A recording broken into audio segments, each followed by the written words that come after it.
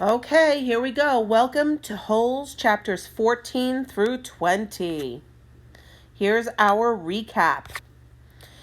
All right, the next morning, after they find the tube, Stanley wakes up and he says to X-Ray, "What did you do with that tube? You still got it?" And X-Ray just ignores him. They get out to the field, they start digging, and Mr. Pendanski shows up with his truck, and what do you know? X-Ray walks over and gives him the tube, and Mr. Pendanski says, "You know what? I think the warden's going to like this." X-Ray is taken to the warden. The warden is a woman, kind of a grumpy-looking lady with red hair and freckles. And she indeed likes that tube. She says, "Where did you find this tube?" X-Ray tells her. "Well, X-Ray, you get the day off. Pendanski, fill the other boys' canteens." And you know what? Mr. Pendanski says, "I just gave them water." And she says, "Give them more." X-Ray's excited. He goes back. He's relaxing. But the other boys, forget the holes you were digging. Dig in the area where X-Ray found that tube. Join together and work in that area. I bet she thinks that wherever they found that tube, there's got to be other stuff there as well. By the end of the day, they have found nothing, and the warden is getting irritated. She says, "I've waited too long." "I can't wait another day." I have no idea what that means. Waited for what? To find something? If so, what is it that she's looking for? Stanley wonders how the warden knew all of their names. And the boys say that she has hidden cameras and microphones all around camp. And Stanley starts thinking. He realizes if the tube was found in his hole, but they're digging near X-Ray's hole, they're never going to find what it is that the warden's looking for. Yikes. Maybe he should tell her. What would happen then, I wonder? That evening, the boys rest up, even though X-Ray is already rested because he had the day off. And the next day, the warden is grumpy. Oh, Stanley says, "I wonder what that gold tube is. It kind of looks familiar. What could it be? What could be so important? What could this symbolize?" The warden just keep digging, and she gets angrier and angrier. And you know what? She keeps them out there long after their day should be done. They're digging into the evening, and they're exhausted. That evening, he goes home and he rests up, and Stanley gets a letter from his mother. She says the house smells bad because of the dad's shoe experiments, and she feels like the little old lady who lived in a shoe. There's a picture of her. Zero over there, he doesn't get the joke. He's never heard of that nursery rhyme. Have you? There was an old woman who lived in a shoe. She had so many children, she didn't know what to do. Anyone ever hear that one? A week passes, and they dig, and they dig, and they dig. And the warden, she's getting grumpier and grumpier. One day, she takes a pitchfork, and she stabs Armpit with it, and he falls into a hole. And there's 2 little spots of blood on his shirt where she hit him. Things are getting bad. She's getting so mad, she says, "Stop giving them so much water." Oh, man. This can't go well. As the days grow on, the boys are getting aggravated. They know that that gold tube was found in Stanley's hole, and they're mad at him because they know that they're digging in X-Ray's hole. They're not ever going to find what she's looking for, and they're mad. Zigzag actually hits Stanley with a shovel in the face and knocks Stanley out, and he doesn't even apologize. Mr. Sir bandages it with part of his sunflower seed sock, and he tells him to keep digging.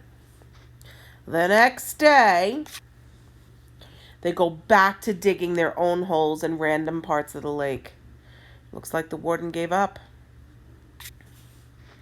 That evening, Stanley writes a letter to his mother, but he makes up a lot of lies. He pretends he's doing lots of fun activities and that Camp Green Lake is just like summer camp. Wonder why he lies to his mother. Maybe he thinks that she can't handle the truth. Just as he's writing that letter, Zero walks in. But you know what? Zero's a nobody. Stanley doesn't care what he thinks. But then Zero says, I don't know how to read or write. What? He asks Stanley to teach him, and Stanley says no. I can't believe it. Stanley's such a nice guy. I can't believe he says no to Zero. That night, Stanley hears Squid crying in his sleep, and he asks him if he's okay. The next morning, Stanley says, are you okay, friend? And Squid gets mad at him and tells him to shut up. I wonder why. Maybe everybody's just on edge. Or maybe Squid just doesn't want everyone to know how sad he is to be there. That afternoon, after Mr. Sir fills their canteen, Magnet offers the boys sunflower seeds. Uh-oh. Where did he get those sunflower seeds? Please tell me he didn't steal them from Mr. Sir. We know that'll end badly. But he did. And when they're passing the bag around, something even worse happens. The bag of sunflower seeds spills into Stanley's hole. Mr. Sir returns to look for his sunflower seed, and he's furious. He sees the spilled sunflower seeds in Stanley's hole, and Stanley just takes the blame. He says that he stole the bag. Mr. Sir doesn't really believe that he did it, but you know what? He goes along with it. And he takes him to, you guessed it, the warden. Even though he's in a lot of trouble, for a minute, Stanley is happy to get out of the sun. The warden's cabin is surrounded by holes. Picture it. But it has air conditioning. Stanley goes in and he confesses to stealing the sunflower seeds.